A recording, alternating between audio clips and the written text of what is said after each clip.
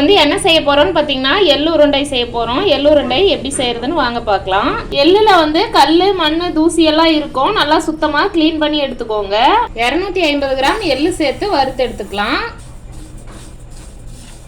எள்ளு வந்து நல்லா வெடிச்சு வந்து நல்லா வாசனை வரணும். அந்த அளவுக்கு நல்லா வறுத்து எடுத்துக்கோங்க. 200 கிராம் வேர்க்கடலை சேர்த்துட்டு வறுத்து எடுத்துக்கலாம். இந்த வேர்க்கடலை வந்து ஏற்கனவே வறுத்த வேர்க்கடலைங்கிறதுனால நான் லேசாக வறுத்து எடுத்துக்கிறேன். நீங்கள் பச்சை வேர்க்கடலையாக இருந்தால் நல்லா செவந்து வர அளவுக்கு நல்லா வறுத்து எடுத்துக்கோங்க. வேர்க்கடலை நல்லா வறுபட்டுருச்சு. நம்ம வேர்க்கடலை எடுத்து ஆற வச்சிடலாம். 250 கிராம் ராகி மாவை கெட்டியாக பிசைஞ்சு எடுத்துக்கலாம். கொஞ்சமாக உப்பு சேர்த்துட்டு நல்லா கலந்து விட்டுக்கோங்க. உப்பு வந்து அதிகமாக சேர்த்துறாதீங்க, சும்மா கம்மியாக சேர்த்துக்கோங்க. ராகி மாவை இந்த மாதிரி கெட்டியாக பிசைஞ்சு எடுத்துக்கோங்க.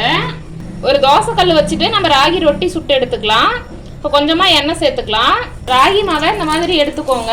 எடுத்து வச்சு இந்த மாதிரி கையால் நல்லா அமுத்தி விட்டுக்கோங்க. கை வந்து தண்ணியில் நினச்சிட்டு அதுக்கப்புறமா இந்த மாதிரி அழுத்தி விட்டுக்கோங்க. அப்போ தான் நம்ம கையில் வந்து ஒட்டாமல் இருக்கும். ரொட்டி வந்து நல்லா ஓரளவுக்கு சன்னமாக தட்டி எடுத்துக்கோங்க. கொஞ்சமாக எண்ணெய் சேர்த்துக்கோங்க. மேலே ராகி ரொட்டி திருப்பி விட்டுட்டு மேலேயும் கொஞ்சமாக எண்ணெய் சேர்த்துட்டு நல்லா வேக விட்டு எடுத்துக்கலாம். அடையை வந்து நல்லா திருப்பி போட்டு வேக வச்சுக்கோங்க.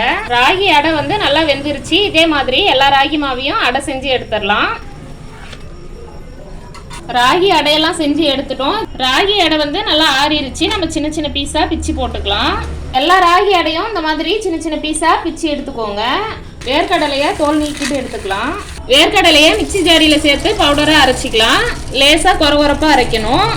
வேர்க்கடலையை இந்த மாதிரி அரைச்சி எடுத்துக்கோங்க. எள்ளும் வந்து பவுடர் பண்ணி எடுத்துக்கலாம். எள்ளையும் இந்த மாதிரியே அரைச்சி எடுத்துக்கோங்க. ராகி ரொட்டியை கொஞ்சம் கொஞ்சமாக சேர்த்துட்டு அரைச்சிக்கோங்க. ராகி அடை பாருங்க, இந்த மாதிரி நல்லா நைஸாக அரைச்சி எடுத்துக்கோங்க. 1/2 கிலோ அளவுக்கு வெல்லம் வந்து இந்த மாதிரி பொடியாக நுணுக்கி எடுத்துருக்கோம். இதை வந்து நம்ம ராகி அடையோட போட்டு அரைச்சிடலாம். ராகி அடை வந்து இந்த அளவுக்கு நைஸாக மஞ்சதுக்கப்புறம் கொஞ்சம் கொஞ்சமாக வெல்லம் சேர்த்துட்டு அரைச்சி எடுத்துக்கோங்க. வெல்லமும் ராகி மாவையும் சேர்த்து இந்த மாதிரி அரைச்சி எடுத்துக்கோங்க. கையில் வந்து ஈரம் இல்லாமல் பார்த்துக்கோங்க. அப்போ தான் வந்து நம்ம 2-3 நாளைக்கு வச்சு சாப்பிடும்போது கெட்டு போகாமல் இருக்கும். வேர்க்கடலை, எள்ளு, வெல்லம், ராகி அடை எல்லாம் சேர்த்து அரைச்சி எடுத்துக்கிட்டோம். இதை வந்து நல்லா பிசைஞ்சு எடுத்துக்கோங்க. நல்லா உருண்டை வர மாதிரி நல்லா பிசைஞ்சிக்கோங்க. வெல்லம் எல்லாம் மிக்ஸ் ஆகி நல்லா வரணும். அப்போ தான் வந்து நமக்கு எள்ளு உருண்டை பிடிக்கிறதுக்கு நல்லா வரும். எள்ளு உருண்டை வந்து நம்ம உருண்டை பிடிக்கிறதுக்கு தயாராகிருச்சு. நம்ம வந்து உருண்டை பிடிச்சி எடுத்துக்கலாம். உங்களுக்கு எந்த சைஸ் வேணுமோ அந்த அளவுக்கு நீங்கள் உருண்டை பிடிச்சி எடுத்துக்கோங்க. பாருங்க, நமக்கு வந்து எள்ளு உருண்டை ரெடி ஆயிருச்சு.